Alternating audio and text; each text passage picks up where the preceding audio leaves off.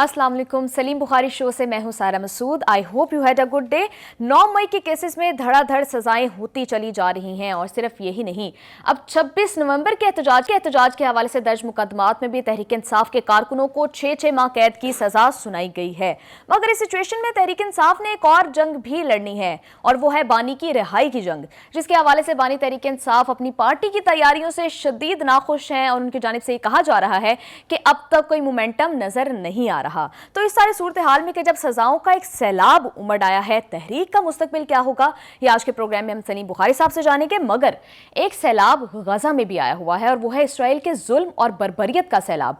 जिस किस्म के खौफनाक प्लानिंग इसराइल के अंदर हो रही है गजा को खत्म करने के लिए, उसके हवाले से भी आज हम तफसीलन बात करेंगे। And last but not the least, Trump Bharat से शदीद नाराज दिखाई दे रहे हैं और उनकी जानिब से अमरीकी कंपनियों को ये सख्त पैगाम भेजा गया है कि किसी भी भारतीय शहरी को मुलाजमत पर ना रखा जाए। ट्रंप इतने नाराज क्यों हैं, इसकी क्या वजह है, इन सब मामला अपने के लिए हम बढ़ते हैं सलीम बुखारी साहब की जानिब। अस्सलाम वालेकुम बुखारी साहब, कैसे हैं? वालेकुम सलाम साहिरा, आप कैसी हैं? ठीक हैं। वो आपने कहा ना कि हैव ए गुड डे, जिस तरह का सैलाब आया हुआ है, जिस तरह की तबाहकारियां हो रही हैं, उसमें तो खैर गुड डे क्या लेंगे, लेकिन जो सावन है इसके हवाले से तो मेरा लाखों का सावन जाए, आपने सुना हुआ है। और लोग जो है विश करते थे कि रेनी सीजन है तो उसमें आउटिंग भी होती है, एंजॉय भी करते हैं। बट बाहर अनफॉर्चुनेटली चूँकि हमारे पास खबरें ऐसी हैं जिससे बड़ी तकलीफ होती है कि वहाँ पर जानों का नुकसान हुआ है बहुत। Anyway, having said that, Sawan is सावन, कोई दो राय नहीं इसमें। बुखारी साहब, एक तो सैलाब जो है वो मौसमियाती तब्दीली की वजह से आया हुआ है, एक सियासी महाज पर भी सैलाब आया हुआ है। सजाओं के हवाले से जो है सुप्रीम कोर्ट की जानिब से 8 अगस्त की डेडलाइन दी गई थी और अब जितनी तेजी से केसेस के मुकदमात की सुनवाई हो रही है और फैसले आ रहे हैं कि 38 साल कैद बामुशक्कत, इतनी ज़्यादा सजाएं, क्या लगता है कि अगर अपील की जाती है तो कोई रिलीफ मिलने की उम्मीद है तहरीक इंसाफ के कारकुनों को? देखिए, पहली बात तो यह है कि आपने सही कहा कि ये सुप्रीम कोर्ट ने कहा था कि 4 महीने के अंदर फैसला करें, मगर इसके लिए ये बताना बहुत ज़रूरी है कि वो खुद ही ये पटिशन लेके वहाँ गए थे कि जी इन मुकदमात का फैसला जल्दी करवाएं, बड़ी ताख़ीर हो रही है जी। हालांकि बहुत सारी ताख़ीर की वजह ये थी, कभी उनके वकील नहीं जाते थे, कभी एक्सेप्शन मांग ली जाती थी, कभी कुछ। बट एनीवे, अब फैसले आने शुरू हो गए हैं तो सूरत हाल गंभीर होती जा रही है। ये सज़ाओं का सैलाब, आपने बिल्कुल सही टर्म इस्तेमाल की है, लेकिन इसके साथ साथ जिसकी वजह से ये सैलाब आया है सज़ाओं का, उस तरफ अगर मैं आपको वापस ले चलूँ 9 मई के दिन में, तो आपको पता चलेगा कि असल सैलाब तो वो था जब पहली दफ़ा पाकिस्तान की तारीख़ में, और हम उम्मीद करते हैं कि आखिरी दफ़ा पाकिस्तान की तारीख़ में, दिफाई तंजीबात को तबाह करने की जिसारत की गई, कोशिश की गई। नाकामयाब होना अलग बात है, क्योंकि अगर आप पेट्रोल बम लेके एयर बेस में दाखिल हो जाएंगे जहां तैयारे खड़े हों, तो आप खुद ही सोचिए। ये नहीं कि उन्होंने कोई इशारा ऐसा किया था, नहीं, उन्होंने बाकायदा कोशिश की उनके ऊपर पेट्रोल बम फेंकने की जी। फिर उसके बाद आपने देखा शहदा के जो मुजस्समे थे, यानी जिन्होंने पाकिस्तान के दिफा के लिए, अपने वतन के लिए जानें दी हैं, उनको मिट्टी में रोल दिया आपने, इसको पंजाबी ज़बान में कहते हैं ना, रोल दिया उनको। फिर उसके बाद core commander, 3 star general, lieutenant general is a most prestigious position in any countries army. आप ये देखिए, वियतनाम की हार अमेरिका हारा 18 साल लड़ने के बाद, किसी ने अपने किसी फौजी जनरल के साथ ये सलूक किया? भारत कारगिल में बहुत मार खाई उसने हमसे, 1965 की वॉर में मार खाई उसने। कभी आपने सुना कि वहाँ उन्होंने अपने जनरलों के साथ ये सलूक किया हो? तो ये सलूक अनकॉल्ड फॉर था, अनजस्टिफाइड था। बिल्कुल सियासत की जंग, सियासत के जरिए सियासतदानों के साथ लड़ी जानी चाहिए। मुल्क के इमलाक को तो आप नुकसान नहीं पहुंचा सकते। इमलाक नहीं, दिफाई इमलाक जी, खाली इमलाक नहीं है। खाली इमलाक में तो सारे हमले होते रहते हैं जब पॉलिटिकल एजिटेशन होता है, ठीक है जी। और जो सबसे खौफनाक बात है वो ये कि एक दिन में 41 फौजी तनसीबात के ऊपर हमले हुए हैं। तो ये आप नहीं कह सकते कि it was an abrupt reaction, या और ये कहा जा रहा था कि कैंट के अंदर तहरीक इंसाफ के झंडे लगेंगे। जी, बहरहाल वो सारा कुछ रिकॉर्ड पर है।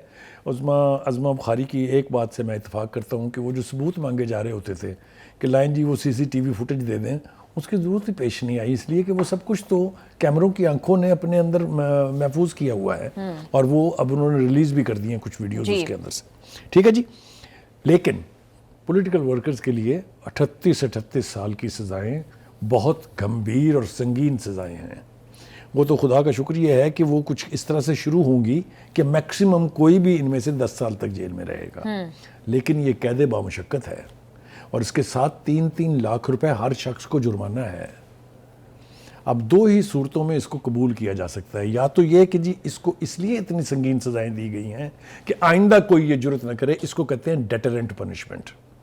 دو تین نوعیت ہیں پنشمنٹ کی، ایک ہے ریفرمیٹو، جی کہ کوئی بچہ جو ہے اس نے پہلی دفعہ جرم کیا ہے، اس کو جیل میں سزا ہو گئی ہے تو اس کو آپ کوئی ہنر سکھا دیں تاکہ باہر نکل کے وہ وہی غنڈہ گردی پھر نہ کرے، دس از کالڈ ریفرمیٹو۔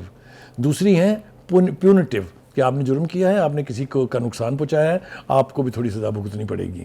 جی لاسٹ اس کی فارم جو ہے وہ ہے ڈیٹرنٹ، کہ ایسی پنشمنٹ ہو کہ جس سے لوگ عبرت حاصل کریں۔ تو میں یہ انتہائی سیف طریقے سے کہوں گا کہ یہ سزائیں تیسری کیٹیگری میں آتی ہیں کہ آئندہ یہ اس قسم کا جرم کوئی نہ کرے۔ جی ٹھیک ہے جی؟ Big statement. لیکن یہ دیکھیے کہ ان سزاؤں کے حوالے سے بھی ایک عجیب و غریب قسم کی کھلبلی مچی ہوئی ہے پی ٹی آئی کے سرکلز میں۔ میں یہ تو نہیں کہوں گا کہ بہت سارے عناصر ایسے ہیں جو خوش ہوئے ہیں کہ ان کو سزائیں ہو جائیں، یہ تو ہمارے مگروں لتے ہیں، یعنی یہ تو ہمارے گلے سے اترے، کیونکہ یہ سارے کس کی طرف اشارہ ہے بخاری صاحب آپ میں کا؟ عرض کروں کیونکہ یہ بڑے سٹالورٹس تھے پارٹی کے، یہ جو نام ہیں، چاہے وہ اپنے ڈاکٹر جو ہے راشد یاسمین راشد ہیں، چاہے وہ اعجاز چودھری ہیں، چاہے وہ محمود الرشید ہیں، چاہے وہ عمر چیمہ ہیں، یہ بڑے نام ہیں۔ دیکھیں نا، عمر چیمہ گورنر رہے پنجاب کے، ٹاپ ٹیئر لیڈرشپ ہے ساری۔ تو کہنے کا مطلب یہ ہے کہ یہ میں پھر بھی کہوں گا کہ اٹس انفارچونیٹ کہ ان کو اتنی بڑی سزائیں ہوئی ہیں، لیکن وہ جس کھلبلی کی میں بات کر رہا تھا تھوڑی اس کی تفصیل دینا بہت ضروری ہے۔ شاہ محمود قریشی کو لے کے اکرم راجہ صاحب، سلمان اکرم راجہ صاحب بہت تکلیف میں مبتلا ہیں۔ اسی کی طرف شاید آپ اشارہ بھی کر رہے ہیں۔ 4-5 مرتبہ وہ کل سے بیانات دے چکے ہیں کہ جی وہ کسی صورت پارٹی کو لیڈ نہیں کریں گے۔ وہ کہہ رہے ہیں یہ تو ابھی چھٹ ہی نہیں سکتا ہے، تو ابھی رہا ہی نہیں ہوگا، اس پر تو 8-9 مقدمے اور ہیں۔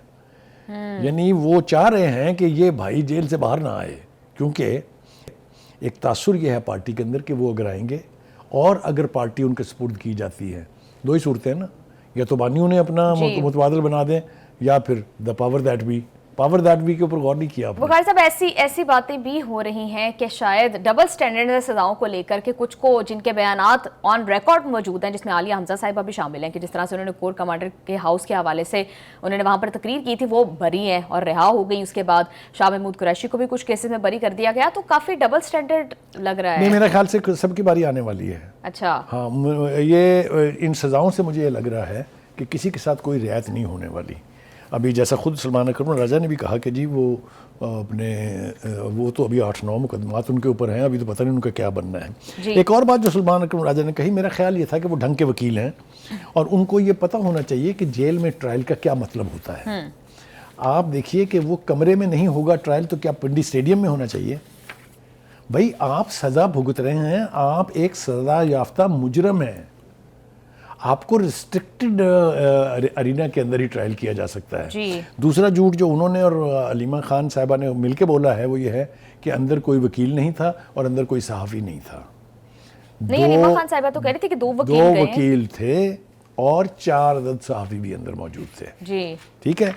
اور دوسری بات یہ ہے کہ آپ اس قسم کے ٹرائل میں وکیلوں کی پوری فوج کو اندر نہیں بھیج سکتے، یہ جیل مینول میں اس کی اجازت نہیں ہے۔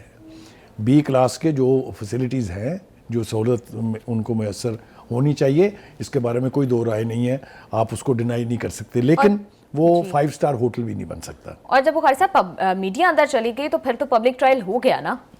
ظاہر ہے، مطلب اس کو تو ایکسیس دے دی گئی ہے اور شروع سے دی ہوئی ہے، پہلی دفعہ نہیں ہے۔ وکلاء کی تعداد کے اوپر تنازع ہے، وہ ظاہر ہے اتنے سارے وکیلوں کو اکٹھا اندر نہیں جانے دیا جا سکتا، کیونکہ کوئی نہ کوئی انفارچونیٹ سچویشن اندر بھی کریٹ ہو سکتی ہے جو جیل والوں کو بہرحال سنبھالنی ہوتی ہے۔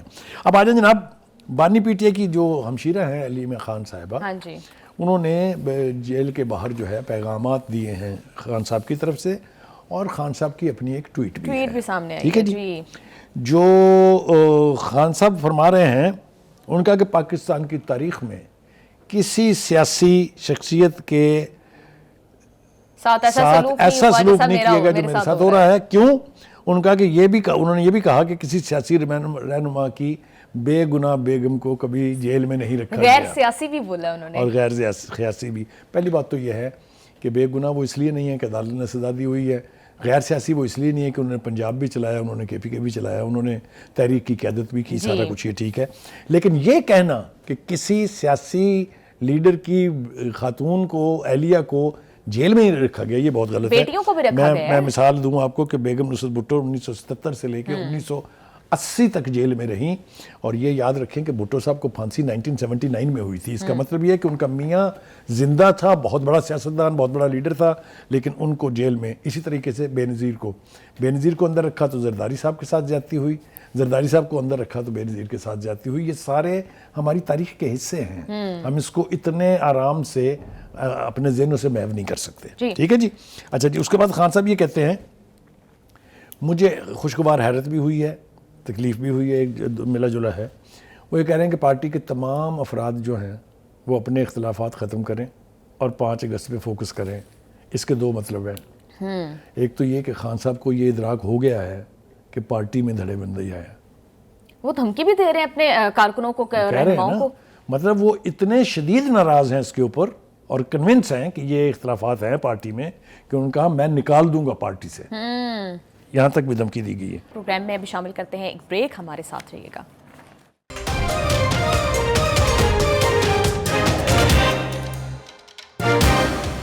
مغیر صاحب، آپ کو لگتا ہے کہ وہ جو تحریک کے حوالے سے تیاریاں ہو رہی ہیں اس سے ناخوش ہیں؟ تیاریاں کہاں ہو رہی ہیں؟ مطلب نہیں ہو رہی اسی لیے ناخوش ہیں؟ دیکھیں، انہوں نے باقاعدہ اس کے حوالے سے گفتگو کی ہے۔ جی، انہوں نے کہا ہے کہ جو مومنٹم ہے 5 اگست کے لیے وہ مجھے کہیں نظر نہیں آ رہا۔ وہ تو انہوں نے ملک کے ہر شہر میں مظاہرے کرنے ہیں نا، بٹ وہ کہاں ہیں؟ not much time is left۔ اب دیکھیں نا، ایسی بڑی تحریک کے لیے تو بہت تیاریاں کرنی پڑتی ہیں۔ ٹھیک ہے جی، اچھا جی، دوسری بات یہ ہے کہ کچھ اور ارکان کو بھی آج PTI کی سزائیں ہوئی ہیں اسلام آباد میں 6 مہینے کی۔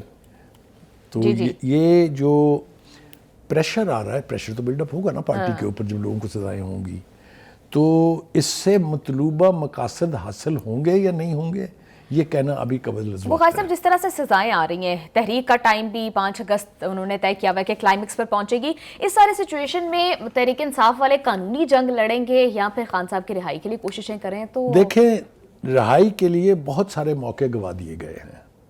اچھا، آپ کو یاد ہوگا کہ حکومت کے ساتھ اسپیکر کے نیشنل اسمبلی کے لیول پر مذاکرات شروع ہو گئے تھے، 3 راؤنڈ ہوئے تھے، چوتھے راؤنڈ کے لیے وہ صرف مینڈیٹ لینے گئے تھے کہ کس کس بات پر ہم اتفاق کر لیں، کس پر نا اتفاق کریں۔ بانی نے کہا گیٹ لاسٹ، جنرل میں جائیں، مذاکرات ختم۔ تو جب آپ اس طرح سے یونیلیٹرلی کریں گے، پھر آپ نے کئی دفعہ کہا ہم کسی سے بات نہیں کریں گے، پھر کہا ہم طاقتور طبقے سے کریں گے، پھر کہا ہم اسٹیبلشمنٹ سے کریں گے۔ تو یہ جو گومگو کی کیفیت ہے، اس نے آج تک وہ مذاکرات ہونے ہی نہیں دیے۔ تو اس کے لیے آپ کسی اور کو قصوروار نہیں ٹھہرا سکتے۔ بخاری صاحب، بچوں کے حوالے سے بھی ایک کنٹروورسی شروع ہوئی بھی ہے، کچھ بھی کلیئر نہیں ہو رہا، علیمہ خان صاحبہ بھی کلیئر نہیں کر پا رہی اور باقی پارٹی کے رہنما بھی کلیئر نہیں کر پا رہے۔ وہ یہ تو بتا رہے ہیں کہ بچے پاکستان آئیں گے، مگر یہ نہیں بتا رہے کہ تحریک میں شامل ہوں گے یا نہیں ہوں گے، یا صرف والد سے ملاقات کے لیے آ رہے ہیں۔ کیا لگتا ہے آپ کو؟ جس سوال کا جواب PTI کے لوگوں کو دینا چاہیے، اس کا جواب حکومتی اہلکاروں نے دیا ہے۔ اچھا، آج ایک پریس کانفرنس ہوئی ہے جس میں عطا تارڑ صاحب جو انفارمیشن منسٹر ہیں اور عقیل صاحب وہ جو بیرسٹر ہیں اور ایڈوائزر ہیں، ان دونوں نے کہا ہے کہ ہم حکومت کو کوئی اعتراض نہیں ہے ان کے آنے پر، وہ آئیں اپنے والد سے ملیں۔ البتہ چٹکی ضرور کاٹی ہے عطا تارڑ نے کہ وہ جب جہاں بھی جائیں وہاں بتائیں کہ ہمارے باپ کو سزا ہوئی ہے ایک چوری کے مقدمے میں۔ تو وہ چٹکی تو کاٹنے سے بعد جی بخاری صاحب یہ بھی بتائیں کہ بہت ساری یہ باتیں بھی بانی نے جو باقی باتیں کی، انہوں نے یہ بھی بات بیچ میں کی ہے کہ اپنی برضی کے بندوں سے ملواتے ہیں۔ تو ہم نے دیکھا کہ جیل میں ملنے تو بیرسٹر سیف اور علی امین گنڈا پور اور سلمان اکرم راجہ صاحب جاتے ہیں، تو کیا پھر یہ جس کی طرف اشارہ کر رہے ہیں یہ ان کے بندے ہیں؟ خان صاحب خود ایڈمٹ کر رہے ہیں۔ دیکھیے، پہلی بات تو یہ ہے کہ اصول یہ ہے جیل مینول کا کہ لسٹ اندر بھیجی جاتی ہے قیدی کو، وہ جس پر ٹک مارک کر دیتا ہے اس کو اندر جانے کی اجازت دی جاتی ہے۔ جی، لیکن وہ جو ایک کیفیت پیدا کرنے کی کوشش کی جا رہی ہے کہ ان کے ساتھ جیل میں بہت ظلم ہو رہا ہے، اس حوالے سے بھی 2 ورژنز ہیں۔ جی، کوئی باہر نکل کے کہتا ہے کہ وہ شیروں کی طرح سے ڈٹا ہوا ہے، چٹان کی طرح سے ڈٹا کھڑا ہے۔ دوسرے آتے ہیں گھر والے، خاص طور سے تو وہ آ کے ہمیں قسم پرسی کی داستان سناتے ہیں کہ ان کے پاس تو پانی نہیں ہے۔ آج انہوں نے کہا کہ وضو کے لیے گندا پانی دینے والا مجھے بتائیے کوئی مسلمان ہو سکتا ہے؟ تو انہوں نے الزام یہ بھی لگا دیا کہ مجھے وضو کے لیے پانی گندا دیا جاتا ہے۔ کہنے کا مطلب یہ ہے کہ یہ تکالیف جو ہیں اس کے لیے بھی اگر میں ریکال کروں گا تو بہت ہی بات آگے بڑھ جائے گی، لیکن میں مختصراً عرض کروں، یہ یاد نہیں ہے کہ انہوں نے امریکہ میں پریزیڈنٹ ٹرمپ سے ملاقات کے بعد کہا تھا کہ میں نواز شریف کے سیل کا اے سی اتروا دوں گا، اور اتروا دیا گیا. اور رانا ثناء اللہ کے ایک سیل پھر میں آ کے کہا کہ ان کا کھانا گھر سے آنا بند ہو جائے گا. جی. پھر انہوں نے کہا کہ ان کو کمبل بھی وہ دیں جو قیدیوں کو دیے جاتے ہیں. اس کے بعد جو رانا ثناء اللہ کے ساتھ ہوا وہ آپ کے سامنے ہے. بالکل. ڈیتھ سیل میں رکھا گیا ان کو، جی. ایک ایسے مقدمے میں جس کا کوئی وجود نہیں تھا. وہ کدھر ہے وہ جو کہتا تھا جان اللہ کو دینی ہے؟ اس کو تو اب تک دے دینی چاہیے تھی جان اللہ کو. Any way having said that, ہاں مطلب دیکھیں نا مریم نواز کے ساتھ کیا ہوا. اس کو آپ نے وہ جو قسم کے آدمی تھے جسٹس جاوید اقبال، انہوں نے نیب کے کیس میں پکڑا، انہیں نیب کی کسٹڈی میں دیا. 6x6 کا سیل تھا، اوپر چھت نہیں تھی اور کیمرے لگائے ہوئے تھے واش روم کے اوپر. یہ کوئی غیرت مند پاکستانی یا کوئی باپ جس کی بیٹیاں ہوں یا بیٹے ہوں یہ کوئی تصور کر سکتا ہے اس طرح کرنے کا؟ یہ سب کچھ کیا، یاد رکھنا چاہیے نا سب کچھ. جی ویسے اب یہ بھی افواہیں اڑ رہی ہیں کہ شاید امریکی سینیٹر بھی بچوں کے ساتھ پاکستان آ رہے ہیں، تو اس میں کس حد تک سچائی اور حقیقت ہے؟ دیکھیے وہ ایک خط لکھا گیا تھا سینیٹرز کی طرف سے، اگر آپ کو یاد ہو 60 سینیٹرز نے لکھا تھا، لیکن وہ کہاں ہوا میں تحلیل ہو گیا، کسی کو آج تک پتہ نہیں چلا. اس کے بعد یہ رچرڈ گرنیل کا جو ٹویٹ تھا اس کے اوپر کتنا شور و غوغا تھا کہ بس جی اب سمجھو آئی امریکی حکومت، اور ٹرمپ صاحب آئے جہاز پکڑ کے. یہ سب ہم نے سنا، ہمارے سامنے تھا. وہاں کیا جو اسٹیٹ ڈپارٹمنٹ ہے اس کا جو اسپوکس پرسن ہے، کئی اسپوکس پرسن، صرف بروس نہیں، اس سے پہلے جو تھے، وہ بار بار کہہ چکے ہیں کہ امریکی حکومت اور ایڈمنسٹریشن کا کسی ملک کے سیاسی حالات سے کوئی تعلق نہیں ہے، اور ہم کسی ملک کے سیاسی معاملات میں مداخلت نہیں کرتے. اچھا بخاری صاحب، اب آ جاتا ہے گنڈا پور صاحب پہ، جن کے بارے میں یہ تصور کیا جاتا ہے کہ وہ وکٹ کی دونوں طرف کھیلتے ہیں، اور یہ کہا اب خود تحریک انصاف والے اس طرح کی باتیں پھیلاتے ہیں کہ شاید وہ اسٹیبلشمنٹ کے بندے ہیں. تو اب انہوں نے ہی جو ہے وہ ریاستی اداروں پر بہت ساری باتیں کی ہیں، کافی الزامات لگائے ہیں، اور کہا ہے کسی قسم کا آپریشن میں خیبر پختونخوا میں کسی کو نہیں کرنے دوں گا. تو یہ دیکھیے گنڈا پور جو ہے وہ ایک کام کے لیے مشہور ہے کہ وہ ایک ہی سانس میں 2 باتیں کرنے کے بادشاہ ہیں. ان کے بارے میں یہ تاثر سب سے زیادہ گمبھیر ان کی اپنی پارٹی میں ہے کہ وہ جب اسٹیبلشمنٹ کے سامنے بیٹھتے ہیں تو ہی از اے گڈ کاپ، جب باہر نکلتے ہیں تو ہی بیکمز اے بیڈ کاپ، اور میسج بھجواتے ہیں بانی پی ٹی آئی کو جیل میں میڈیا کے ذریعے تاکہ وہ ان کی وزارت قائم رہے. یہ پارٹی کے اندر بھی کہا جاتا ہے، میڈیا کے اندر بھی اس کے اوپر بات ہوتی ہے، اور ان کے مخالفین تو بہرحال کہتے ہیں. جی آپ یہ کہہ رہے ہیں کہ اجازت سے اس طرح کے بیانات بھی دیے گئے ہیں؟ مطلب آپ دیکھ لینا کہ جس نے وکٹ کے دونوں طرف کھیلنا ہے اس نے کوئی نہ کوئی کھلواڑ تو کرنا ہے. وہ اگر حکومت کا پرپس سرو کر رہے ہیں جو کہ ان کے بارے میں کہا جا رہا ہے تو حکومت اتنا سا تو ٹالریٹ کر لے گی نا، اس سے کچھ نہیں ہوتا. دیکھیے جناب، وہ یہ کہہ رہے ہیں، انہوں نے آج اے پی سی کی ہے وہاں، آل پارٹیز کانفرنس. وہ اس کو کیسے آل پارٹیز کانفرنس کہہ رہے ہیں جس کے اندر 4 مین سٹریم بڑی پارٹیاں نہ ہوں، جس میں پیپلز پارٹی نہیں تھی، جس میں پی ایم ایل این نہیں تھی، جس میں جے یو آئی نہیں تھی، جس میں اے این پی نہیں تھی. تو یہ کیسے آل پارٹیز کانفرنس ہوگی؟ اب ایک اور کہا ہے انہوں نے کہ ایک اور کریں گے اسلام آباد میں بھی. تو اگر یہ بڑی مین اسٹریم پارٹیز نہیں جائیں گی تو یہ آپ پارٹی کا ایک جلسہ کہہ سکتے ہیں، ایک پارٹی کی گیٹ ٹوگیدر کہہ سکتے ہیں، اس کو اے پی سی نہیں کہہ سکتے. وہ صاحب سوال اپوزیشن پر بھی تو اٹھتا ہے کہ جب سیٹس کی بختر بانٹ ہوتی ہے تو سب مل کر بیٹھ جاتے ہیں، جب بات مذاکرات سے معاملات کو سیٹل ڈاؤن کرنے کی ہوتی ہے تو وہاں پر کوئی بھی اے پی سی میں شامل نہیں ہوتا. یہی روش تحریک انصاف کی تھی. اس پر بہت لے دے ہو رہی ہے. جس طرح سینٹ کا الیکشن ہوا ہے، جس طرح ہر آدمی، پہلے آدمی نے خالی پرچی ڈالی، باہر آ کے دوسرے کو اپنا ووٹ دیا، اور پھر اس کے بعد ہر ایک جو ہے کسی بندے نے، ہر بندہ قسم کھا سکتا ہے کہ میں نے اپنا ووٹ نہیں ڈالا. ٹھیک ہے، یہ اس طرح کے کھلواڑ کے اوپر الیکشن کمیشن کو پوزیشن اپنی واضح کرنی چاہیے. لیکن یہ کہ بہت سارے سوالات اس الیکشن پر بھی اٹھ رہے ہیں جس کو ڈیفینڈ کر رہے ہیں گنڈا پور صاحب کہ نہیں جی بالکل صاف ستھرے الیکشنز ہوئے ہیں. اب آ جائیے جناب دوسری طرف، وہ نا دھونس کے ذریعے مرکز کو ڈرا کے اپنے مطالبات پورے کرنا چاہتے ہیں. یہ کبھی نہیں، نہ ہی ہونا چاہیے. اکائیاں خود مختار ہیں، جن جن علاقوں میں خود مختار ہیں وہ اپنا ان کو کام کرنا چاہیے. صحت ہے، تعلیم ہے، ڈیولپمنٹ ہے، یہ سارے ان کے، لیکن دفاع، داخلہ اور خزانہ ان کے پاس نہیں ہے. لہذا اس کے کام میں وہ مداخلت نہیں کر سکتے. بارڈر کا کسی ملک کے ساتھ ڈسپیوٹ صوبہ نہیں طے کرتا، ہمیشہ مرکز کرتا ہے، کیونکہ اس کا تعلق دفاع سے ہوتا ہے. وہ کئی بار کوشش کر چکے ہیں کہ افغانستان کے ساتھ مذاکرات آغاز کریں.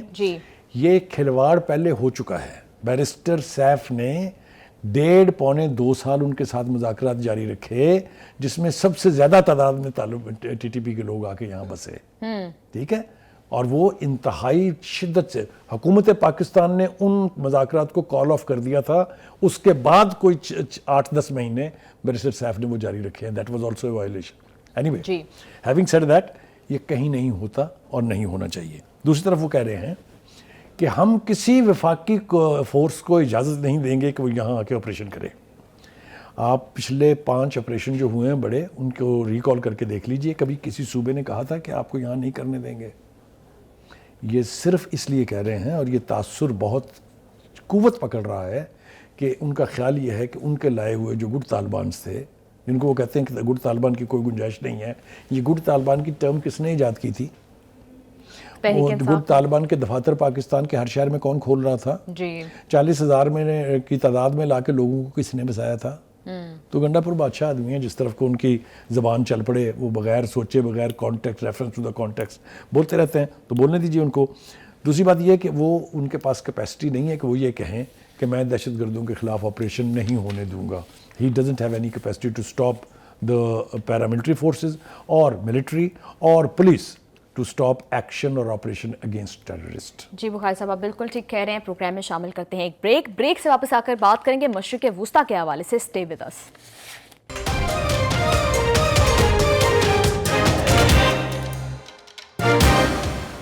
بخاری صاحب، نیتن یاہو کی کیبنیٹ بھی اب اس طرح کے مشورے ان کو دے رہی ہے کہ غزہ پر مکمل کنٹرول حاصل کر لیا جائے، اور ہم نے کچھ دن پہلے بھی بات کی تھی، کنسنٹریشن کیمپ بنانے کی باتیں ہو رہی ہیں وہاں پر، اور یہ ساری صورتحال اب تقویت پکڑتی جا رہی ہے، تو مذاکرات اور جنگ بندی تو ہوتی دکھائی نہیں دے رہی.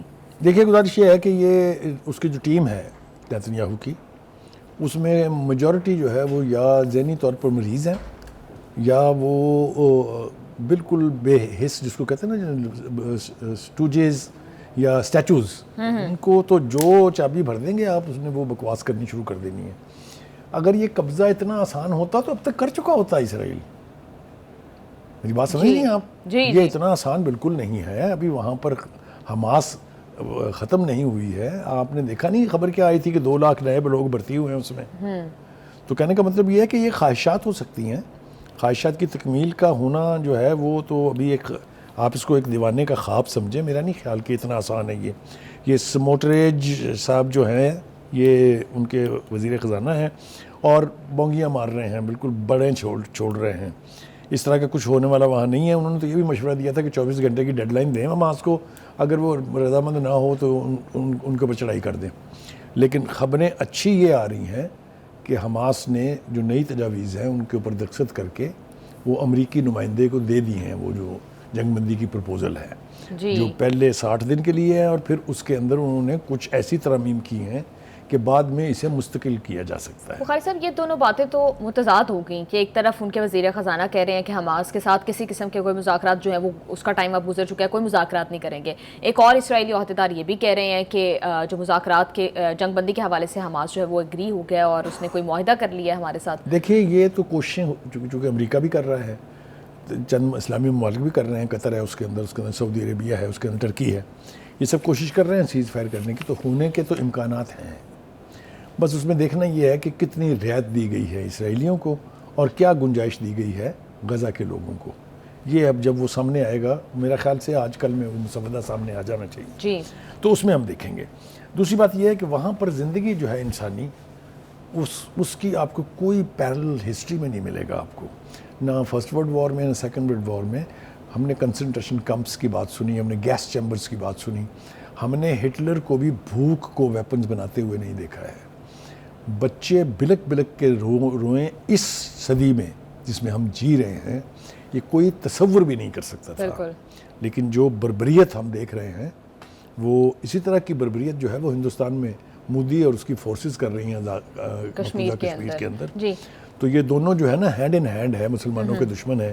اور وہ اس طرح سے لگ رہا ہے کہ جس طرح ورلڈ وار 2 میں نازیز نے جس طرح کے ویپنز کچھ ایسا نہیں کیا انہوں نے بڑے ظلم کیے، کوئی دو رائے نہیں اس کے بارے میں. وہ بڑی انسانی ظلم کی مثالیں ہیں، لیکن یہ سب کچھ نہیں کیا جو اسرائیل اس وقت کر رہا ہے فلسطینیوں کے اور پھر ساتھ۔ جس طرح سے امریکہ نے ہیروشیما ناگاساکی پہ جو بامز گرائے، اس کے بعد جو ریڈیشنز کا اور ماحولیاتی تبدیلیوں کا جو سلسلہ چلا، اب غزہ میں بھی اس طرح کی باتیں ہو رہی ہیں کہ وہاں پر ماحولیاتی تبدیلیاں ہو رہی ہیں اور اس کے اثرات جو ہیں وہ رہتی ہیں۔ وہاں بلومبرگ نے ہمیں بڑی تفصیلات مہیا کی ہیں اس جی حوالے سے۔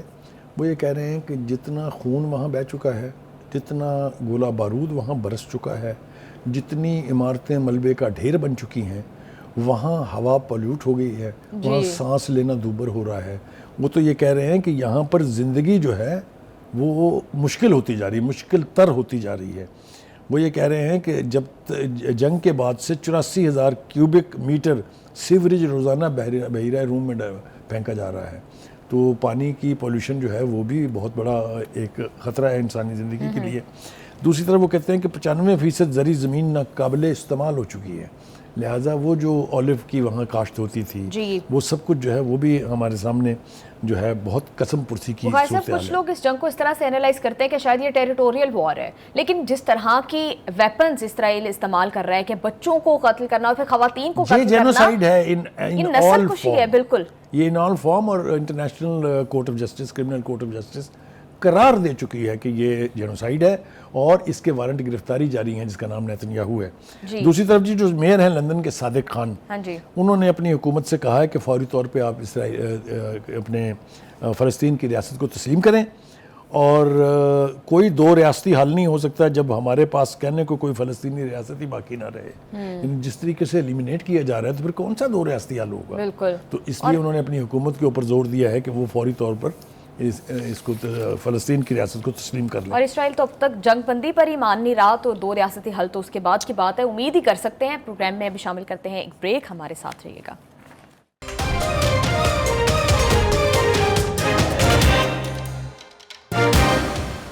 بخاری صاحب، ٹرمپ بھارت سے اتنے ناراض کیوں ہیں؟ انہوں نے امریکی کمپنیوں کو یہ کہہ دیا کہ کسی بھی بھارتی شہری کو جو ہے وہ اپنی کمپنیز میں ملازمت نہ دے، کیا وجہ ہے اتنی ناراضگی کی؟ دیکھیے میرے خیال سے اس میں کوئی راکٹ سائنس نہیں ہے سمجھنے میں۔ کوئی 13 مرتبہ پریزیڈنٹ ٹرمپ کہہ چکے ہیں کہ میں نے جنگ بند کرائی کیونکہ یہ نیوکلیئر وار کی طرف جا رہی تھی، اور میں نے انہیں یہ کہا کہ آئیں ہمارے ساتھ بزنس کریں۔ اس بیان کو پاکستان نے چیلنج نہیں کیا۔ ہم نے کہا جو پریزیڈنٹ ٹرمپ کہہ رہے ہیں وہ ٹھیک کہہ رہے ہیں، لیکن مودی از ان اے ڈینائل موڈ۔ وہ کہتے ہیں جھوٹ بول رہا ہے صدر۔ یہ میسج جب واشنگٹن پہنچے گا تو آپ سوچ لیں ذرا اس کا کیا مطلب ہے۔ وہ الگ بات ہے کہ مودی کے ساتھ اس وقت جو وہاں ہو رہا ہے، آپ نے جتنی امیجز اس کے دیکھے ہیں ان دنوں میں، وہ نیچے کی طرف دیکھ رہے ہیں، آنکھیں اٹھا کے بھی نہیں دیکھتے۔ راہل گاندھی نے جو سلوک ان کے ساتھ پارلیمنٹ میں کیا ہے، اگر آپ اس کی فوٹیج دیکھ لیں تو آپ حیران ہو جائیں گے۔ یہی سب کچھ ان کی اپنی پارٹی نے بھی کیا ان کے ساتھ۔ وہ جو ڈینائل موڈ میں تھے کہ ہمارا کوئی نقصان نہیں ہوا، ہمارا کوئی تجارہ نہیں گرا، وہ پھر الٹیمیٹلی پریزیڈنٹ ٹرمپ کو کہنا پڑا کہ 5 جہاز گرے ہیں۔ تو ہندوستان کے پلے تو کچھ نہیں چھوڑا نا جی ٹرمپ صاحب نے۔ اس لیے ہندوستان سے وہ ناراض اس لیے ہیں کہ وہ ان کے اس بیان کو ڈینائی کر رہے ہیں۔ یہ اسپیسیفکلی کہنا، ایک اے آئی کی اعلیٰ سطح کی سمٹ ہو رہی ہو اور اس میں پریزیڈنٹ ٹرمپ کا یہ بیان جائے، آپ نے اول تو دنیا میں سے کہیں سے بھی بندے ہائر نہیں کرنے، لیکن خاص طور سے بھارت سے نہیں کرنے، یہ میرے خیال ہے شدید ناراضگی کا اظہار ہے۔ بخاری صاحب، کیا صرف اس میں یہ جنگ ریزن ہے یا پھر ان کی کہ وہ آئیڈیالوجی بھی تو ہے کہ امریکہ فرسٹ، اور یہ اس مد میں انہوں نے یہ سارے فیصلے کیے ہیں؟ دیکھیے بہت ساری چیزیں ہیں، لیکن جو سب سے بڑا فیکٹر بنا ہے جس پر ٹرمپ ووکل ہو گئے ہیں، وہ ہندوستان کی قیادت کا یہ ایٹیچیوڈ ہے کہ وہ یہ ماننے کے لیے تیار نہیں ہے کہ جنگ ختم کرانے میں امریکہ کا کوئی رول تھا۔ ایک بات۔ دوسری بات یہ ہے کہ امریکہ اور ہندوستان بہت قریبی الائز ہیں۔ وہ تو ہندوستان اس غلط فہمی کا شکار تھا کہ امریکہ مجھے چائنا کے خلاف ایک بہت بڑی قوت بنا کے پیش کرے گا، اور وہ کیا بھی امریکہ نے بہت سٹرونگ بنایا ہے ہندوستان کو۔ لیکن وہ کہتے ہیں نا there always is a cut up line. اگر ہندوستان یہ مان لے کہ انہوں نے کہا تھا کہ جی جنگ بند کرا دیں، کون سی قیامت آ جائے گی اس میں؟ بخاری صاحب، ہمیشہ ہم دیکھتے ہیں کہ ٹرمپ جب بھی انڈیا کی بات کرتے ہیں وہ پاکستان کا نام بھی لیتے ہیں، لیکن اس دفعہ نہیں لیا گیا۔ اس طرح کے بیانات میں وہ نہیں دیتے۔ اتنی تعریف کر چکے ہیں پاکستان کی کہ ہمیں تو ویسے ہی ڈر لگنے لگا ان سے اس تعریف کا۔ ایک آخری بات اور بھی کہنی ہے، وہ یہ کہ جو اے آئی کی وار چل رہی ہے دنیا بھر میں، اب ٹرمپ کہتے ہیں کہ جناب اس کا نام بدلو، جینیس ٹیکنالوجی رکھو، جی تاکہ یہ امریکہ کے برانڈ کے طور پر پوری دنیا میں جائے۔ جی بخاری صاحب آپ بالکل ٹھیک کہہ رہے ہیں. Thank you so much for your analysis. Program کا ٹائم ہو گیا ختم. ہمیں دیجیے اجازت، آپ سے ملاقات ہوگی انشاءاللہ منڈے کو. اللہ حافظ.